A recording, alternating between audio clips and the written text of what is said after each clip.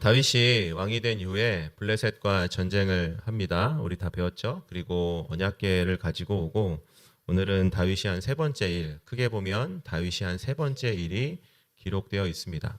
노트에 써놓을까요? 다윗이 세 번째로 시작한 일은 하나님을 위한 성전을 짓는 일이었습니다. 이때까지만 해도 성전이 없었기 때문에 하나님 저는 쉽게 풀어서 얘기하면 이런 거예요. 하나님 저는 침대에서 자는데 하나님은 길바닥에서 자고 있습니다.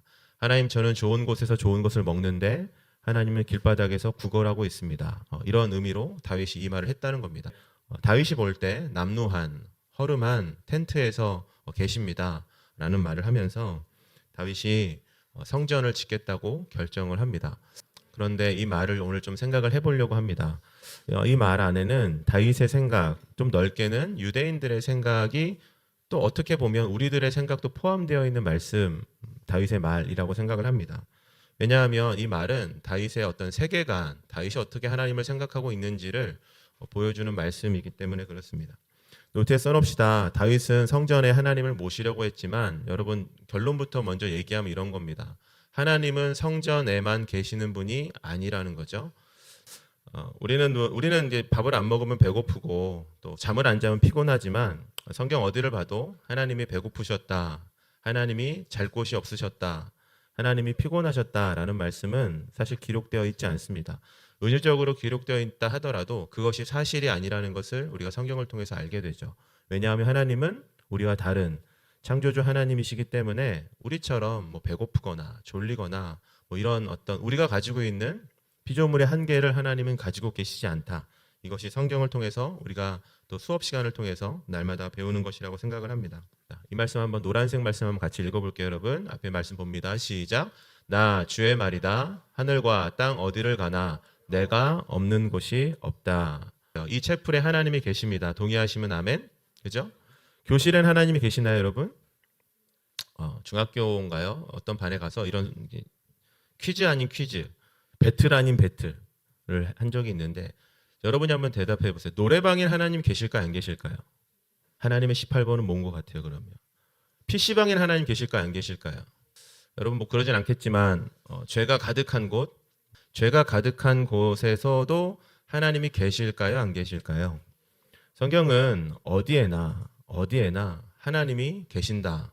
만물 가운데 하나님의 통치와 하나님의 섭리가 존재하지 않는 곳은 없다고 말씀합니다. 성경에서는 더 한 걸음 나아가서 스올, 우리가 생각하는 그 가장 참혹한 지옥, 그 어떤 곳이라도 하나님의 통치 영역이 아닌 곳은 없다라고 성경이 우리에게 가르쳐 주고 있다는 거죠. 그렇기 때문에 예수님께서 제자들한테 기도를 가르쳐 주실 때 하늘에 계신 우리 아버지, 맞아요. 하늘에 계신 우리 아버지라는 것은 노트에 써놓으세요. 하늘에 계신 우리 아버지라는 것은 하나님이 어디에나 계신다는 예수님의 가르침이었습니다. 여러분 그 당시 제자들은 유대인으로 우리 수업 시간에 많이 배웠죠. 하루에 3번 성전을 향해서 성전을 올라서 기도했던 사람들이었습니다.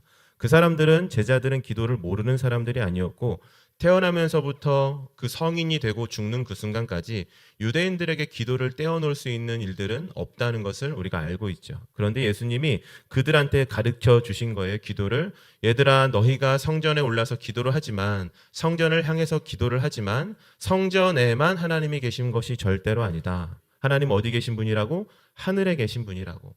하늘에 계신 분 어디에서나 누구나 항상 하나님이 계시고 하나님이 계시지 않은 곳은 없다라고 예수님이 기도를 통해서 알려주셨던 것처럼 오늘 말씀, 오늘 설교의 제목 그리고 오늘 설교의 내용은 한 가지입니다. 하나님이 계시지 않는 곳은 없다. 동의하시면 아멘. 그렇기 때문에 여러분 노트에 이렇게 써놓으세요. 하나님이 계시지 않는 곳이 없기 때문에 하나님이 일하실 수 없는 곳도 세상에는 단 하나도 없다는 겁니다. 이것도 동의하시면 아멘. 여러분 우리가 몇 가지 적용을 해볼 수 있다고 생각을 합니다. 하나님이 우리와 함께 하신다. 우리의 마음에도 함께 하시는 줄 믿습니다. 아멘. 우리가 살아가면서 많은 어려움과 슬픔을 만나도 여러분 그때마다 반드시 기억해야 하는 것은 하나님이 일하시지 않는 곳, 하나님이 계시지 않는 곳은 세상 가운데 단 하나도 없다는 겁니다. 때로는 살면서 외로움을 느낄 때마다 여러분 오늘 말씀을 꼭 기억하셔서 하나님이 계시지 않는 곳은 없다. 하나님은 지금도 나와 함께 하신다는 것을 기억할 때 우리가 그 기억을 가지고 살아갈 때 하나님이 주시는 은혜를 누리고 살 수 있다고 생각을 합니다. 다윗의 고백처럼 사망의 음침한 골짜기를 때론 우리가 걸어간다 하더라도 옆에 있는 친구 보세요. 이놈이 나를 괴롭힌다 하더라도 또 여러분 이제 곧 시험 보죠.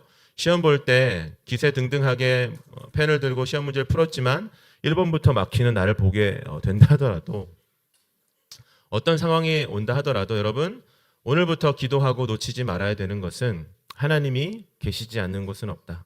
하나님이 모르시는 일은 없다. 하나님이 나와 함께 하신다는 것을 기억하고 살아가는 우리 모두 되길 예수님의 이름으로 축복합니다. 아멘. 다 같이 아멘. 이 말씀 한번 같이 읽어보도록 하겠습니다. 시작. 너희도 성령 안에서 하나님의 거하실 처소가 되기 위하여 예수 안에서 다 같이 아멘. 여러분 하나님이 우리와 함께 하신다는 것은 노트에 써놓읍시다. 예수님이 함께 하신다는 것이고 예수님과 같이 우리를 자라게 하신다는 겁니다. 하나님의 목적은 정확합니다. 저와 여러분들이 예수님과 함께함으로 예수님에게까지 예수님을 닮은 사람으로 예수님의 성품으로 예수님의 믿음에게까지 자라날 수 있도록 우리와 함께 하시는 것, 그것이 하나님이 우리와 함께 하시는 목적이라는 겁니다. 여러분 이 말씀에서 우리가 많이 부르는 찬양, 이번 학기에 많이 부르는 찬양의 가사들이 있는데요. 함께 지어져 가네라는 찬양 우리가 많이 하지 않습니까? 함께 지어져 가네라는 찬양을 하고 친구들하고 이렇게 얘기를 해보면 그 찬양의 고백이 같은 공동체, 친구들끼리 함께 예수님 믿고 으쌰으쌰 잘 해보자, 우리 예수님 믿고 잘 해보자, 뭐 이런 식으로 이해를 하는 사람들이 종종 있는 것 같은데 사실 그 찬양의 고백은 그런 고백이 아닙니다. 우리가 예수님과 함께 할 때 너와 내가 어떠한 존재이든 형편없는 존재이든 우리가 예수님과 함께 할 때 우리는 함께 예수님을 닮은 사람으로 만들어져 간다, 세워져 간다, 지워져 간다. 그것이 그 찬양의 고백이면서 동시에 이 말씀의 고백이기 때문에 하나님이 우리와 함께 하신다는 것은 여러분 다른 게 아니에요. 노트에 써놨던 것처럼 정확한 목적이 있습니다. 하나님 우리와 함께 하신다는 것은 우리가 예수님처럼 생각하고 예수님처럼 말하고 예수님처럼 살아가길 원하시는 것, 그것이 하나님이 우리와 함께 하시는 목적이라는 것을 성경을 통해서 우리가 알게 됩니다. 다윗은 아름다운 성전을 짓겠다고 하나님 앞에 고백했습니다. 하나님은 그 마음을 받으셨습니다. 그리고 다윗의 아들 솔로몬에게 성전을 짓는 일들을 허락하시고 솔로몬과 함께 더불어 다윗을 축복하셨습니다. 그런데 하나님이 다윗의 마음을 받아주신 것은 맞지만 다윗에게 정확하게 가르쳐 주셨습니다. 나는 그 어떤 통치자에게도 나는 어떤 그 하나님의 사람들에게도 나를 위해서 성전을 지으라고 한 일은 없다. 왜냐하면 그 말 안에는 왜냐하면 하나님이 계시지 못하는 곳은 만물 가운데 없기 때문에 나는 어떤 누구에게도 나를 위한 성전을 짓지 말라고 지으라고 말씀하신 적이 없다고 말씀하시면서 하나님이 어디에 계시고 어디든 함께 하시고 어디에서나 일하실 수 있는 분이라는 것을 사랑하는 다윗에게 가르쳐 주셨던 말씀을 보게 됩니다. 여러분 오늘 공부할 때 또 시험 볼 때 또 점수가 나올 때 그때마다 혹 마음에 낙심이 들면 꼭 기억하는 우리가 되길 바랍니다. 하나님이 우리와 함께 하신다.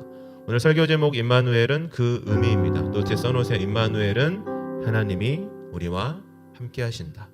하나님은 우리와 함께 하신다. 그것이 오늘 우리가 하루를 시작하면서 붙들어야 할 기도 제목이면서 동시에 저를 한번 따라해보고 기도하겠습니다. 가장 큰 복이다. 하나님은 우리와 함께 하십니다. 우리 같이 한번 이 시간 기도하도록 하겠습니다.